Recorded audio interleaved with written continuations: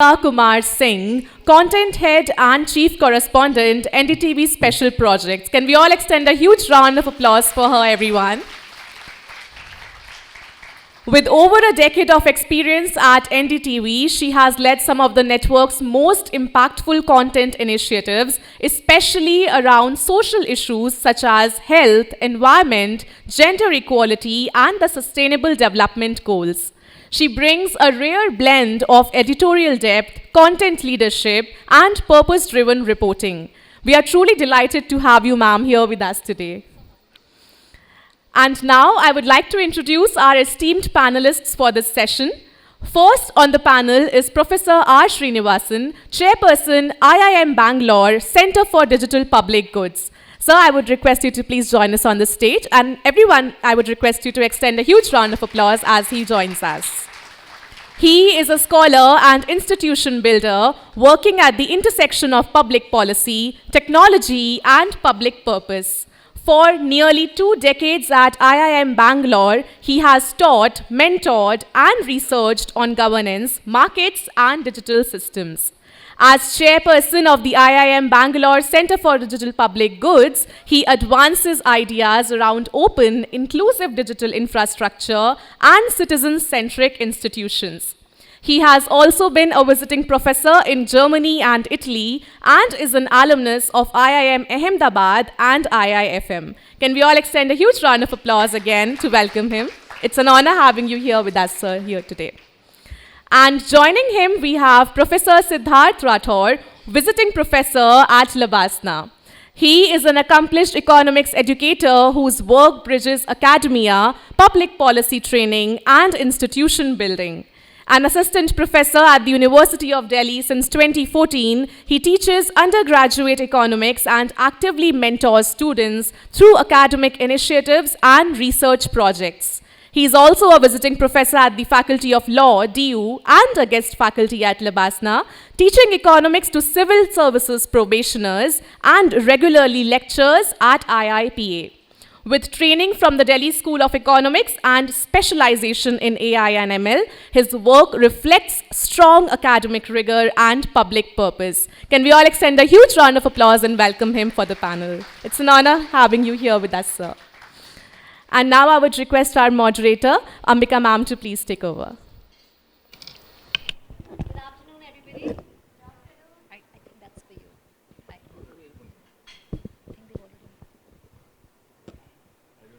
Hi, good afternoon. Can you all hear me? Am I audible?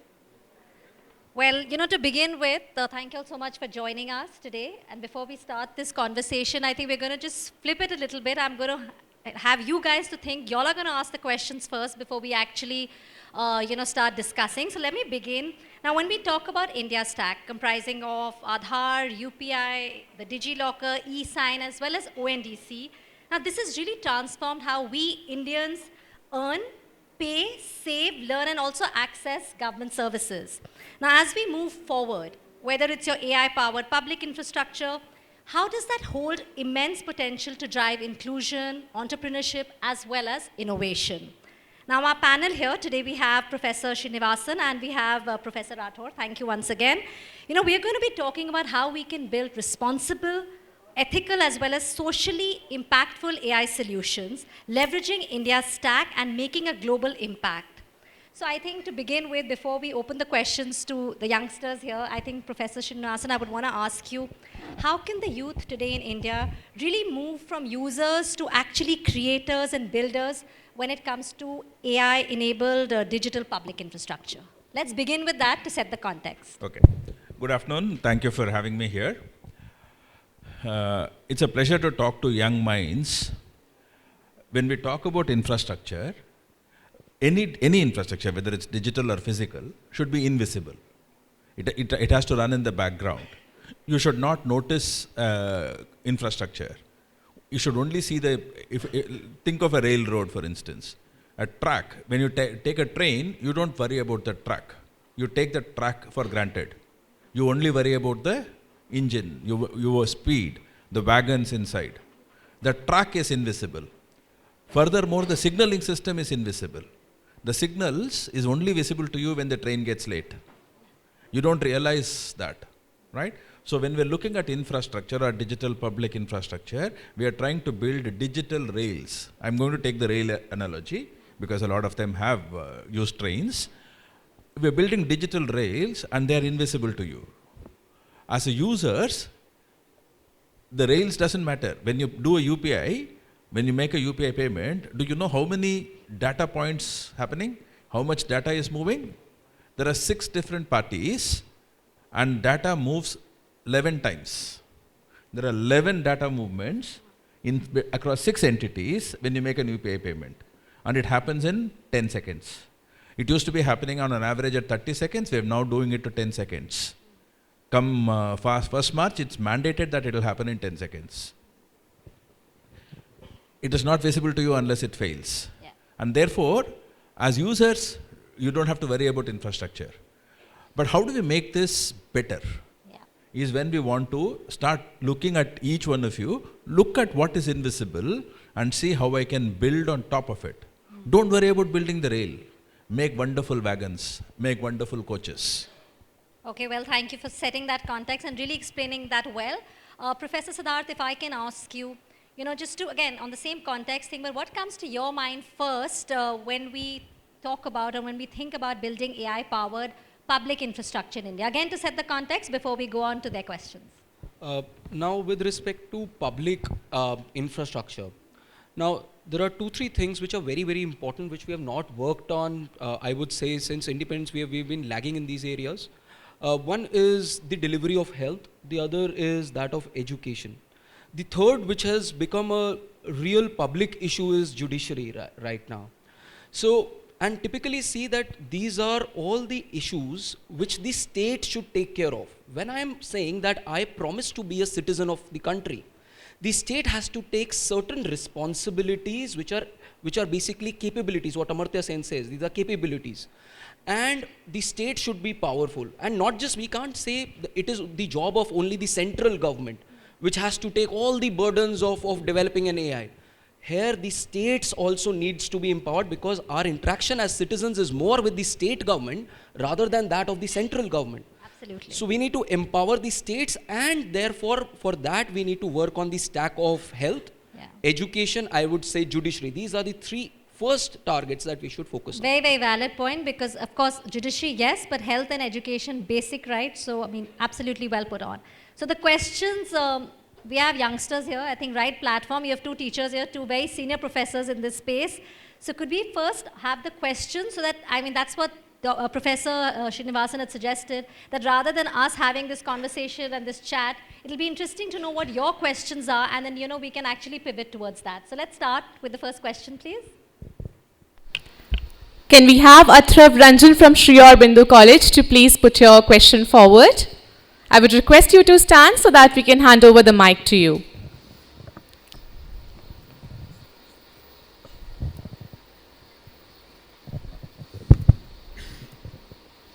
You can put your question across. Good afternoon, sir. My question is that as India advances towards a potential global economic era, what structural reform in education, skilling and digital governance are urgently needed to prepare our demographic dividend for AI-led industries without triggering large-scale job displacement? Would you like to take that, Professor? So let me set the tone of this particular question. How many of you, I think, feel that this is an AI-generated question? How many of you feel that it's an AI-generated question? Right? See, I feel, personally, what I feel is, before I answer the question, is that there is no problem in using AI. As teachers, at times, there is some kind of hesitancy. You might have seen in undergrad level that don't use these AI tools. I think it is a very good initiative that students right now are picking up AI. At least the initiation factor is there. Now, coming to the question that you had answered, you had asked about demographic dividend. See, you have to see that we are the youngest country right now. And we need to invest in our AI skills right now. Our AI literacy rate is almost is a high, but at the same point of time, when we talk about learning outcomes, so we are producing somewhere around 15 lakh engineers every year, which is more than that of undergrads produced by US and China. But at the same point of time, how much are we learning? What is the capability of what we are training? That is something that we should question right now, and that is something we should improve right now. Okay, really well put. I hope that answers your question. Thank you for asking. Thank you, Athrav. And now moving forward, I would request Jyotiraditya from IIT Kharagpur to please put forward the next question. Greetings, sir. Firstly, thank you for this wonderful opportunity to interact with the esteemed panelists here.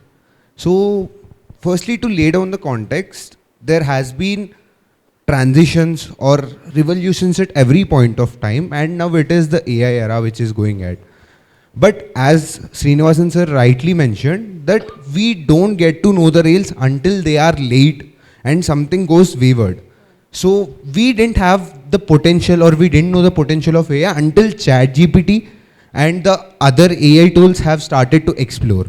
But my question comes here is, India has a very good mechanism of adapting things, where in the COVID-19 we have made the vaccine, and also in defense we are now one of the major exporters, like made BrahMos. But when it comes to the innovation, what do you think is the key driving factor? And as the other panelist Siddharth sir pointed out, that it should start from education. But education would be a top-down structure, where firstly the professor should be well versed with the innovation in order to get it down to the students. So what are the key drivers that would be driving this factor? Okay. It's too much to ask for a professor to know everything that the student wants to know. This is a common joke, right? You are a professor of mechanical, only heat. You are a professor of only maths. You are a professor of only chemistry. But I am supposed to pass all the exams. Common joke, right? You've heard all these jokes before? It's actually too much of a burden on a single professor or a university to be able to do innovation. Innovation is too important to be given to professors. Okay, let me put it that way. What is innovation? What standards do we set to innovation? If you think that innovation is creating a model, innovation is building a model. No, we have a variety of other things that have happened. We not only produced a vaccine, one of the best things that India does is India had produced CoWIN. You remember the CoWIN certificate? A QR code-based CoWIN certificate? By itself, the CoWIN certificate is not innovative. But the advantage that CoWIN certificate had was to be able to bring in innovations from different domains and combine them. We know how to use QR code. How did we know how to use QR code? We have been making payments before. We know how to create a centralized registry without databases. A registry and not a database. We know how to make the registry. How do we know? We have DigiLocker. We can identify each person uniquely. How do we know? We have Aadhaar. We know exactly which hospital. Do we have Aadhaar numbers for the hospitals? Yes, we have. We have a healthcare provider registry. I don't know how many of you know that the HPR, the healthcare provider registry, every hospital has an Aadhaar card, equivalent of an identity card. We combine all of these and create a live accessible CoWIN. The CoWIN certificate was a wonderful digital public good.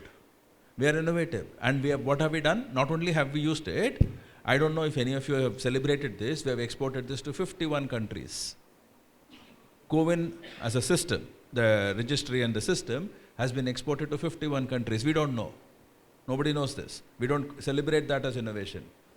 Right? We keep saying that when is the next meta happening in India? The next meta, the next Instagram, right, is actually being built by you. How does Instagram know what video to show you next? How does Instagram learn? Recommendation. Who is training that? Where are the recommender algorithms? We keep thinking AI just started 2022. No. I have a colleague who graduated with a PhD in AI in 1981. Right? 1974 was the first paper on AI written. AI is as old as, the oldest persons in this room. Right? AI is not new. The democratic access to AI is new. When you withdrew money from a bank, did you get an SMS? As soon as you withdrew money from an ATM, you got an SMS, right? That's all AI. Different forms of AI, different maturity levels of AI. We had AI, we didn't use it. Businesses were using it, governments were using it, people have started using it now. We have done amazing innovations, right? We have not marketed it well, we have not celebrated it well enough. As country, we need to document, celebrate much more fundamental innovations. Well, I think thank you for sharing that. Again, a very important point. I think not many of us here knew that CoWIN actually went to 51 countries. An important point, and of course, something we should all be proud of. Can we have the next question? So for the next question, I would request Astitwa from Shyamlal College to please put forward the question. Please stand so that we can hand over the mic to you. Astitwa from Shyamlal College. All right, we can have Manan from Sri Venkateshwar College to please put the next question. Yeah. Okay. Yeah, thanks for the opportunity. All right, so my question is to Professor Srinivasan sir. So India is aiming for 2 gigawatts of AI data centers by the end of 2026, which seems like a massive opportunity for entrepreneurs and accelerated economic growth. But on the flip side of the coin, AI data centers take up a lot of water, and which is significantly greater than what traditional apps use. So how can India ensure that this industrial growth does not put pressure on our already limited water availability in major cities? Also, as a young founder or startup, are there opportunities in looking for alternative cooling methods or some potential alternatives rather than just focusing on the existing framework and training AI models? Thank you. This is a very interesting question, and it's a very timely question on physics of cooling. There's a lot of work that is happening around different methods of cooling. One, your sea breeze is a good enough method to cool. And the AI data center is not happening in middle of Madhya Pradesh. It's happening in a coastal town, especially in the southeastern coastal town. The second thing that is also happening is also about when you create these kinds of pressures, when you create these kinds of stressors in the environment, is when innovation happens. This country never had a history of flyovers and underpasses. We had circles. Even today, we had every name is called circle. Delhi still maintains a lot of circles. We still have enough flyovers in Delhi as well. When urbanization happened, we kept building flyovers. We were able to innovate, we were able to create solutions only when the stressors happen. When the Indian Railways, I'll give you a wonderful example of innovation that again happened in India. The Indian Railways was stuck with an air conditioning coach. The air conditioned coach could only cool 46 people. It was a second air conditioner, second AC coach. The batteries were big enough, heavy, so that you could put a battery in one place and you could only have 46 people there. One small little private company from rural Chittoor innovated and got the size of the battery down so much that we could actually get the battery smaller and cool 64 people. And therefore we created third AC. And then it got further smaller, we could get 108 people sitting in a seater. Today you have an entire train air conditioned, Shatabdi Expresses, Vande Bharat Expresses, the whole train is air conditioned. We are a power starved country, we are a battery country, what is this, how can we do this? If we started asking these kinds of questions, we would not have had comfortable trains today. We would still be traveling Gandhi class, third class. Right? We are not asking these questions. What we are going to ask is how can we make this better? How can we take this stress and innovate? And this innovation can come from the government, as he talked about. Government innovations can happen from small companies, can come from large companies, or combinations of government, large companies and small companies, and universities together. Innovations can happen anywhere. If we can innovate in train batteries, and we are exporting the train battery technology to the world, we can happen in cooling systems as well. I am very hopeful. Well, I hope that answers your question. Thank you so much, Professor Srinivasan. Thank you so much. Moving forward, I would request Priyanka from Sri Venkateshwar College to put forward the next question. Priyanka Thank you so much. Hello, sir. My question is for both the esteemed panelists. What all is included in India's stack and how do its different layers work together? I think this is something which is still pretty new for even everyone sitting in this room. So we would love to hear your insights on this. Could you repeat the second part of the question after? I think that wasn't the one. Yeah. Yeah, I'll repeat the entire question. What all is included in India's stack and how do its different layers work together?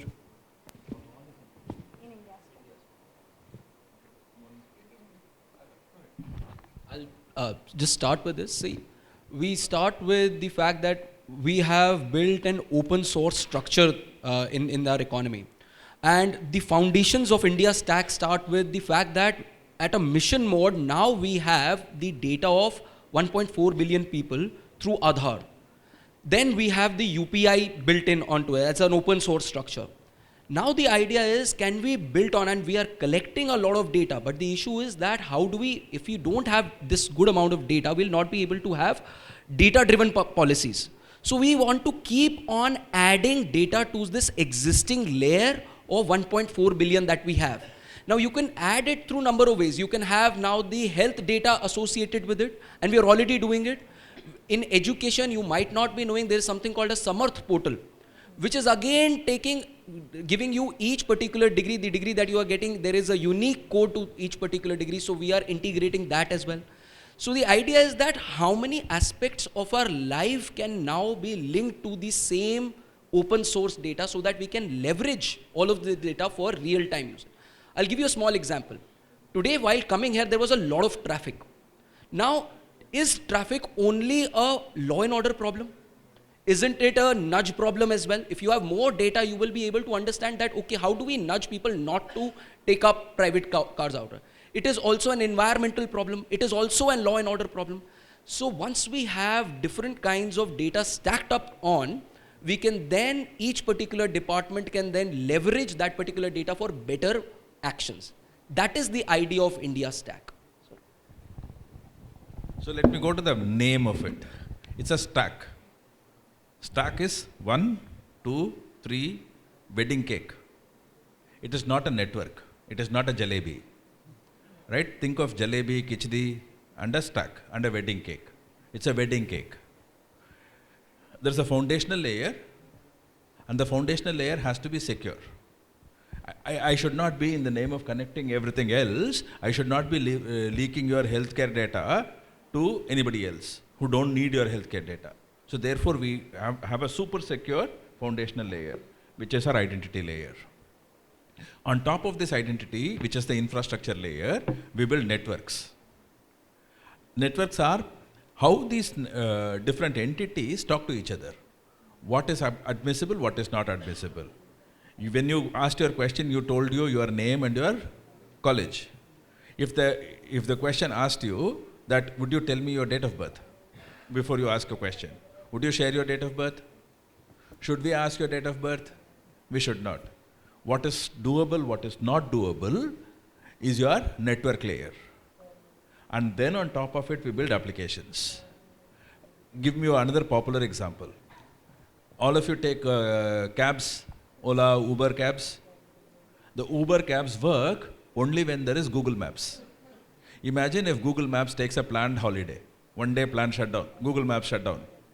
What happens to Uber? What happens to Rapido? What happens to Dunzo? Everyone goes down, right? Because they're built on Google Maps. And Google Maps is built on GPS, geolocation. If the geostationary satellite decides that today I will do planned maintenance, even missiles take a holiday. Aeroplanes take a holiday. Think of these stack as GPS as the infrastructure layer, Google Maps as the network layer, Uber at the application layer. Let's take to DPGs, public goods. You have identity at the infrastructure layer. You have a health network, the ABHA, at the Ayushman Bharat at the application network layer. And then you look at insurance. And then you look at crop insurance, healthcare insurance at the application layer. I will not be able to provide you Yashaswini or any other insurance if I don't have your ABDM, which runs on your identity. Right? That is why it is called a stack. How many different stacks exist? There are many, many stacks exist. There are health stack, agri stack, forest stack, God knows what all stack exists, and we can build any stack. We can decide an education stack, we can decide, because we have a Aadhaar, we have a permanent enrollment number, we have all the APAR and other portals that run on top of it. Siksha portals, what is that? Samarth portal, we have the Siksha Lokam, Diksha, all of them running on top of it, right? You can create any stack. We are now building to AI stack. We have the AI infrastructure, we have the AI network, and then we have the AI applications. Infra, network, applications. Right? Remember these keywords? This is mnemonic, infra, network, application, that's a stack. Put whatever you want at the core infra, put whatever you want at the network, put variety of applications on top of it. And the beauty, again, the question that was not asked, and we should talk about how India is different from the rest of the world. There are countries where this infra, network and the application is completely built by the private tech companies. Entire thing. If you ordered something on Amazon, the warehouse is Amazon. The seller is chosen by Amazon. The delivery by Amazon. There is another neighbor that we have in the northern part of our geography, where everything is done by the government. Infra government, network government, application government.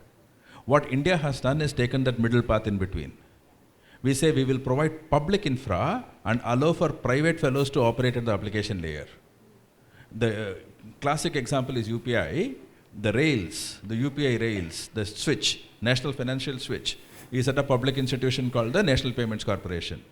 The applications that you use is not Sarkari applications, no?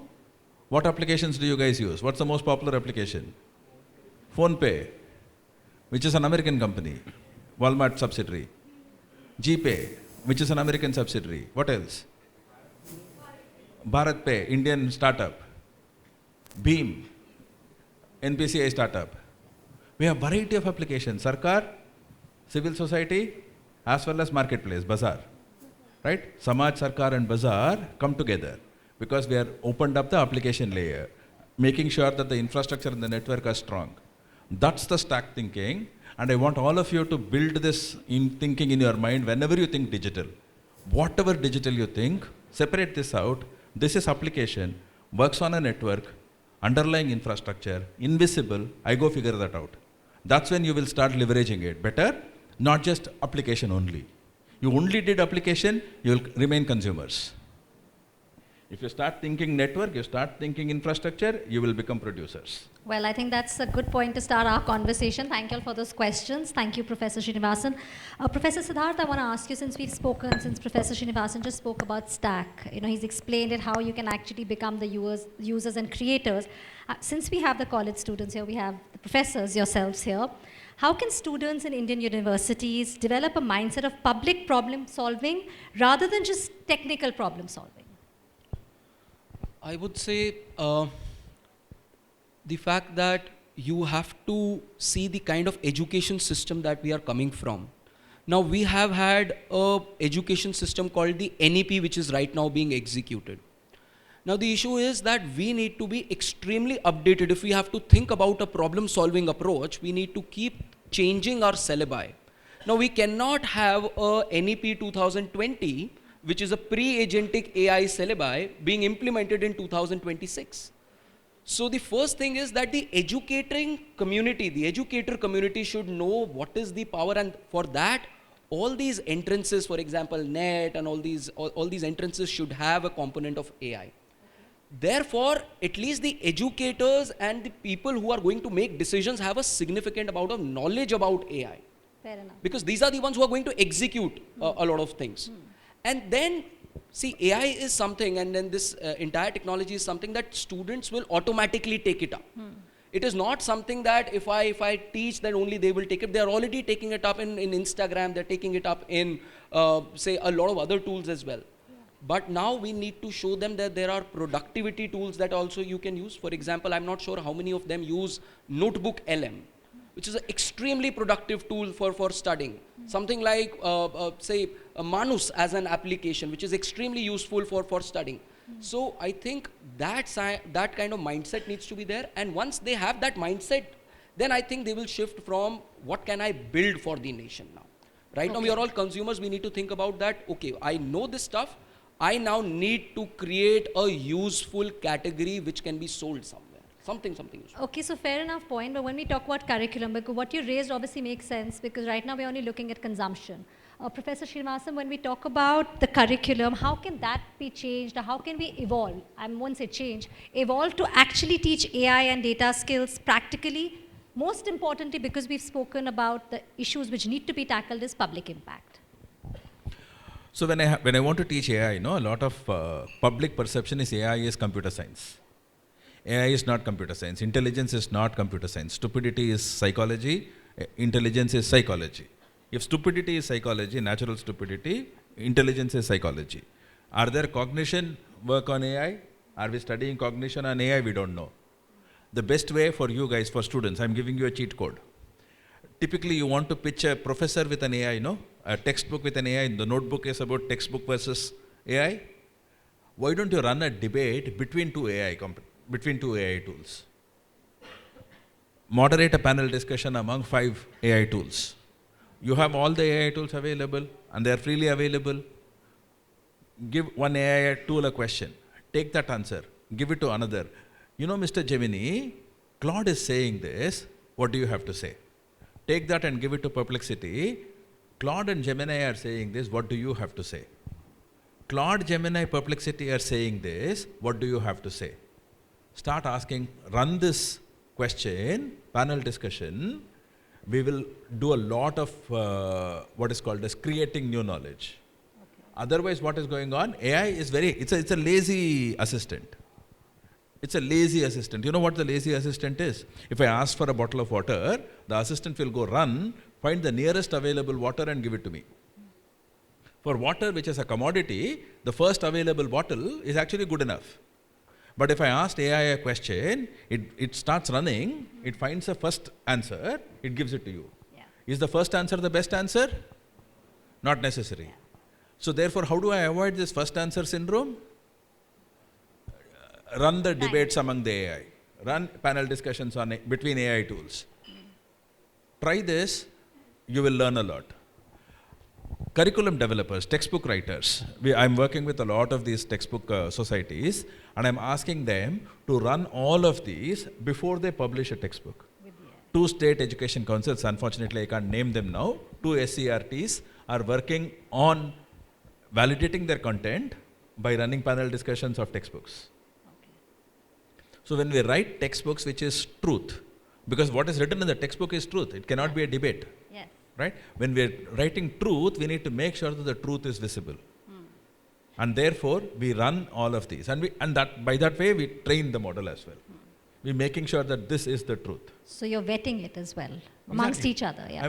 I'm training them, and it's getting trained.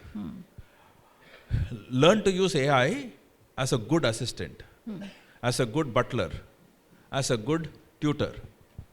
Right? AI is a good butler, a concierge. We want to call British butler or American concierge. Use AI like that. Don't let AI become your master. I think that's a very important tip to give the youngsters here. Use it the way you want to do it and for yourself. Exactly. And the right way. We've spoken, again, this question is for you. I'll come to you after this, Professor Siddharth. Professor Srinivasan, if Aadhaar, we've spoken about, you've given us the tips on how one should be using AI the right way and for our benefit, right? And not let AI master us. For example, Aadhaar has solved identity and UPI has solved payment issues, right? What, according to you, is the next UPI moment which India really needs? And how can youth sitting here, for example, really design that? I will call all of you to look at the next big thing is location. What is called as DigiPin. We as a country, and I'm proud to note that I've been building this DigiPin for over a year now. DigiPin, every 4 meter square, 4 meter by 4 meter, 16 meter square, is mapped to a 10-digit code, alphanumeric code. Not only is it mapped to a 10-digit code, it is also, on top of it, we built a digital layer. Now I'm creating a email-like address, a UPI-like address, Ambika@Dhruva. Ambika at home. Now, if I have an Ambika at home, it is effectively giving me your exact doorstep, including the vertical access. Your Google, all of that, no, only gives you the two-dimensional access. It's providing a vertical access to you, seventh floor of that building. Now, seventh floor of the building, e-commerce solutions is not so much difficult. He can still figure it out. It's just simplifying a long address to a specific pin. But imagine if I have to deliver something to you using a drone. Drones don't navigate on landmarks, no? Drones fly. Landmarks happen when people drive on the land. That's why it's called landmark. Do we have air marks? We don't have air marks. Drones can overfly. Drones need precise location with vertical access. We are building a digital pin code. We are building a digital address on top of the digital pin. This digital address code, the concept document is called as Dhruva, DHRUVA. Go look it up. Dhruva is the concept document is out there. It's coming out very quickly. I'm calling all of you to set up your own digital addresses, to build applications on top of these digital addresses. Can I create a drone navigation tool on digital addresses? Can I create a resolution tool? If I gave Ambika at home, without her giving her address, I can still deliver goods to you. And I can only find that person who is authorized to deliver at that particular point in time can have access for the last 5 minutes of that delivery point to your address. The moment he marks delivered, he can't resolve Ambika at home equals whatever, Saket, this road and that road. Not possible at all. Privacy preserving, precise, purposive, and digital. And it's easy to remember. So Dhruva it is. Dhruva it is. Can we have a round of applause for Professor Srinivasan to share that with us firsthand? Well, thank you so much and wishing you all the really best. We're looking forward to try Dhruva. Thank you. Thank you. You know, again, of course, Professor Srinivasan has shared about Dhruva, but Professor Rathod, I want to ask you, in your view, well, this is something we're all looking forward to. When we're talking about civic problems, you spoke about health, you spoke about education, right? I mean, two very critical ones. Of course, you spoke about judiciary as well. What are the other civic problems you think which are ripe when it comes to AI-driven solutions or innovations in India's stack? I think we have to look at a lot of citizen-centric. We have to see where all are we as a citizen facing problems in our daily life. And in any area that we see that there is a problem, there is a hindrance that we are facing, I think that each and every area of that can now be solved. So this is the era where we can have solutions at scale. All we need to find is the problem and then be innovative enough to resolve for that problem. So for example, I told you about education and all of this. Now we also need to get into, say, local governance. How we can use it in local governance. Digitalizing, we have digitalized all our death certificates, birth certificates, all of this, but still we need to go to these offices. So that kind of administrative work. So I also talked about the fact that the stack should be invisible. My interaction with the government should be as less as possible. That should all be layered.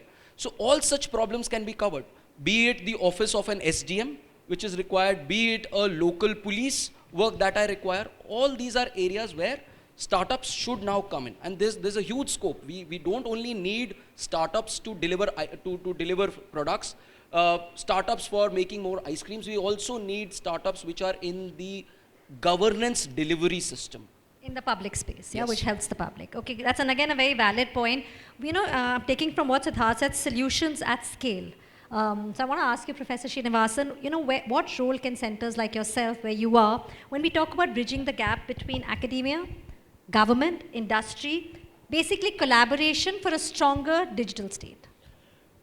So I need to blame the colleges also on this. A lot of times when you say internships, you want to do internships with the corporate sector. You want to do internships with for-profit organizations. How many of you even think of interning with the Odisha Sanitation Department? Can you build, if you can build a 10-minute delivery, if I can deliver food in 10 minutes, why can't I solve water is not in my tap in maybe even 30 minutes, maybe even 3 hours? Can we as students, can we as colleges start looking at solving civic problems with internships? My center provides a lot of opportunities to build, write, do internships. If you're looking at specific internships at solving specific civic problems, focused centers of excellence are the way forward. Second thing I want to also talk about, if you can solve for India, you can solve for the world. Why is it possible? Because everything that is true of India is also false of India. India has the largest number of poor people in the world. India has the largest number of Rolls Royces running. If you can solve for Rolls Royce parking, you can also solve for direct benefit transfers. We have solved for all of these, right? In the process, what have we done? We have not bridged the two. Bridging the gap is critical Bridging here. the gap is exceedingly important. And that's using where- AI for that. And we can use a variety of tools for it. We use a lot of AI to be able to bridge the gap. Right now, what is going on? There is a startup which is trying to look at available parking spots and therefore, where to find the nearest parking spot near Bharat Mandapam. Wonderful startup, great story. Where are we talking about? What is the working conditions of that parking lot supervisor? If I am providing 24/7 parking lot, who is manning that parking lot? Can we make that parking lot supervisor's life easy? Can we use technology? Can we use AI? Can we use QR codes? Can we use FASTag to solve that problem? Can we use, today I was talking about a few minutes ago when we were waiting outside, you did all this registration, right? We should have completely used DigiYatra for it. How many of you have used DigiYatra in the past? Can we use DigiYatra to check into this event? The event organizer send you a QR code, use a DigiYatra app, get it done, have a QR code, scan it, come inside. We should be able to use technology to do this. And I want all of you and variety of centers, variety of such kinds of research centers, universities are building solutions like this. Yeah. Extend DigiYatra to create a Digi event. Extend DigiYatra to create Digi check-ins. Yeah. Hotel check-ins, right? Can we not use DigiYatra? FES, can we not use Digi something, Digi check-in, Digi events? There are umpteen opportunities. Our mindset is, I want to go to Amazon for an internship. I want to go to Capgemini for an internship. The brands matter. The solution does not matter. So internships for civic problems, how many of you all are motivated to actually do that? Has a thought been sown in? Okay, so from one hand initially, I think when the Odisha sanitation question was, we do see a lot of hands. Well, thank you for motivating them. Siddharth, you wanted to add something? Yes, I just wanted to add that it's not as if that we don't think about these civic problems. The issue I feel from where I come from is people who are really passionate about civil problems actually opt for a different route to serve. They think that only becoming an IAS, IPS, IFS, only becoming part of judiciary can only solve these issues. So the youth right now is thinking, oh, there is a governance problem, let me get into the bureaucracy and then solve. They need to change their mindset that we can be outside the bureaucracy and actually work as a solution provider. So bureaucracy and these exams and the pattern of the exams where a lot of students, a lot of India which is decently educated is spending their 20s in an exam called the UPSC exam. That kind of mindset we need to come out right now. If it doesn't work for you, you are passionate about it, go build civic solutions. And use AI for that. yeah. Absolutely. Okay, Siddharth, I wanted to ask you, we've spoken about privacy, is again something which, Professor Srinivasan had mentioned. If I can ask you about actually AI supporting, we talk about AI, taking the jobs away.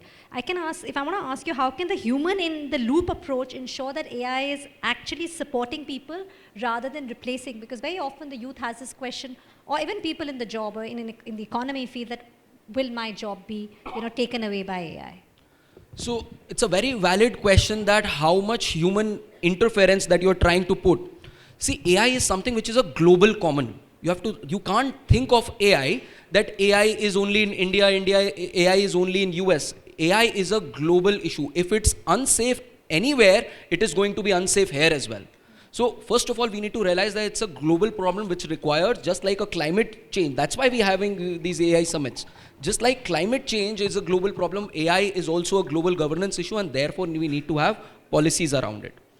Now, the question with respect to that, how do we solve this global problem, is that the government can come up with the government has already come up with the 7 sutras that this is how we are going to regulate, and we have taken a path whereby we have not gone through to the American way, that we are only going to break things and then figure out. We are also not going the Chinese way where the state is going to regulate everything. We are now having this combination where there's a light touch of the state which says, okay, you do all these positive things, but I am also there just in case there is a issue in this governance area. Okay, so you did bring up, well, thanks for that. You did bring up also the policy issue. And this is the last question for today on this panel. Professor Srinivasan, where is the gap when it comes to policy? Where do you see a gap which actually prevents young technologists becoming active builders again of global infrastructure? And let's focus a little bit on policy, because since this is the last one, for us to really understand the gap. So from a pure policy point of view, right? Policy, a lot of people think policy is about regulation. Policy is very different from, the lawyer in the room will clarify. Policy is different from regulation. Policy is telling what is acceptable, what is not acceptable. Regulation says what is legal and what is illegal. Am I right? Absolutely. Right? If I'm saying that this is acceptable and this is not acceptable, I'm drawing the guardrails. That's policy. When you as students learn either technology, economics, sciences, arts, commerce, look at how can I make this into an if-then-else rule. Convert your learning to if-then-else. If you can summarize your learning, your preparation for the day. Today I have learned if-then-else. If a country has a lot of poor people and democratic government, then these are solutions at work.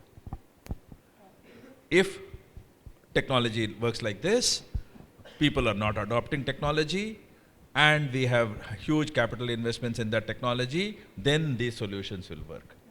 Translate, summarize your learnings to if-then-else rules, you're already thinking policy. What do policymakers do? Policymakers make definitions of what is acceptable, under what conditions. Under these conditions, these are things that can happen. Under these conditions, these are things happen. That is why it is called policy. An AI policy, an education policy, a climate change policy, a forest policy, an agriculture policy is about what is possible, what is not possible. So therefore, don't worry about regulation. We are not building regulation.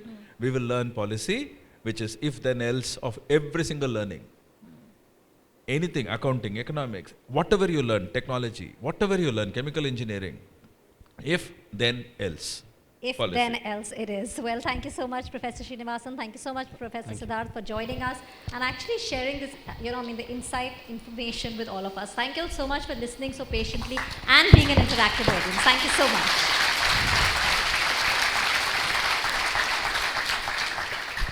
Thank you so much, ma'am, for moderating the session so well. And thank you so much to our panelists also for getting this discussion done so insightfully. And I want to extend this note of thanks to both our moderator and panelists for sharing such insightful perspectives, as it reminded us that the future of digital India will be shaped not only by technology itself, but by how thoughtfully it is designed, governed, and deployed, with young innovators playing a central role.